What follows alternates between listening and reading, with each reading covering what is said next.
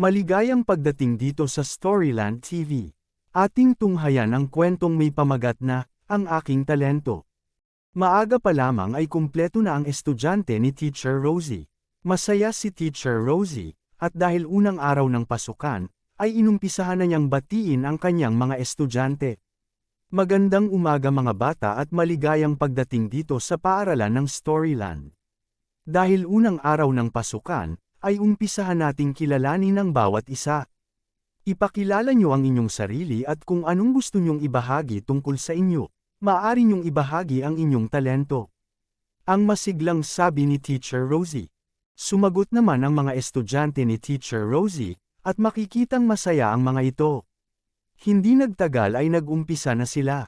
Naunang tumayo si Ada dahil siya ay nakaupo sa unahan. Magandang umaga sa inyo, ako ay si Ada, at nakatira ako sa Storyland Village. Mahilig akong magbasa at masasabi kong pagkanta ang aking talento. Araw-araw ay kumakanta ako, pagkagising ko sa umaga at kahit bago ako matulog ay kinakanta ko ang mga paborito kong kanta. Tuwing merong okasyon sa amin, ay kumakanta rin ako. Minsan ay sumasali din ako sa mga singing contest sa aming lugar, ang nakangiting sabi ni Ada. Akmang babalik na sana si Ada sa kanyang kinauupuan nang magsalita si Teacher Rosie. Magaling Ada, salamat sa iyong pagbabahagi, maaari mo ba kaming handugan ng kanta? Ang tanong ni Teacher Rosie.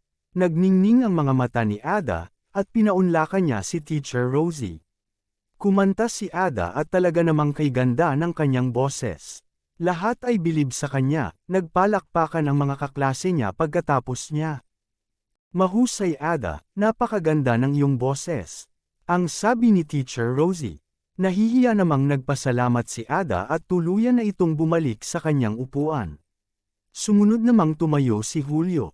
Magandang umaga po Teacher Rosie at sa aking mga kaklase. Ako po ay si Julio, at nakatira din po ako sa Storyland Village. Bagong lipat kami dito sa bayan ng Storyland.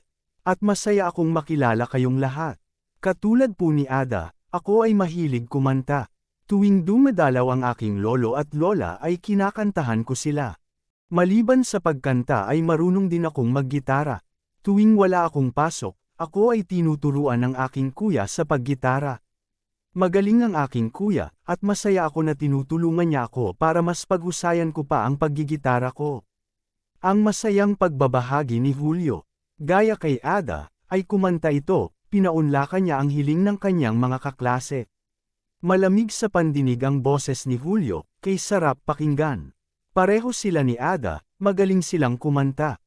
Ako si Popoy, ang inyong kaibigang piloto balang araw, ako ay nakatira sa Storyland Extension Village. Mahilig akong gumuhit at magpinta. Sa aking kwarto ay meron akong mga iba't ibang kagamitan na aking ginagamit sa pagguhit at pagpintura. Kadalasan ay mga iba't ibang magagandang tanawin ang aking iginuguhit. Tuwing bakasyon ako ay sumasali sa mga painting activities. Masaya ako dahil mas madami pa akong natututunan. Ang kwento ni Popoy. Mahusay Popoy, ipagpatuloy mo lang ang iyong ginagawa. Ang sabi ni Teacher Rosie. Magandang umaga po, ako ay si Tanya, at ako ay nakatira din sa Storyland Extension Village. Ako ang inyong kaklaseng mahilig sumayaw. Sabi ng aking ina, ay magaling po akong sumayaw. Nais kong matuto ng iba't ibang dance steps at ibahagi ang aking talento sa iba. Magaling din sumayaw ang aking nakakatandang kapatid, isinasama din niya ako sa mga dance classes niya. Ang bibong kwento ni Tanya. Nagpakitang gilas naman si Tanya. Sumayaw ito, at talaga namang napakahusay niyang sumayaw. Nagpalakpakan ang lahat. Sumunod naman si Anton. Magandang umaga po Teacher Rosie, ako po si Anton at tagahilagang Storyland Village. Ako po ay tinatawag ng aking mga magulang na The Little Drummer Boy. Ako po ay mahilig tumugtog ng tambol. Sa aming bahay ay meron po akong iba't ibang klaseng tambol. Niregaluhan din po ako ng aking mga magulang ng drum set. Ang masayang pagbabahagi ni Anton. Mahusay Anton, salamat sa iyong pagbabahagi. Sumunod naman si Lino. Magandang umaga po Teacher Rosie, at sa aking mga kaklase. Ako po ay si Lino, at ako po ay nakatira sa Timog Storyland Village. Ako po ay tumutugtog ng piano. Ang aking mga magulang ay magaling tumugtog ng piano. Maliban sa pagtugtog ng piano, ako rin po ay tumutugtog ng biolin. Tinuturuan ako ng aking mga magulang, at ito na rin ang nagiging libangan namin tuwing walang pasok. Masaya akong ibahagi ang aking talento sa lahat. Ang pagbabahagi ni Lino. Salamat Lino, napakagaling mo naman at 2 instrumento ang iyong kayang tugtugin. Ang nakangiting sabi ni Teacher Rosie.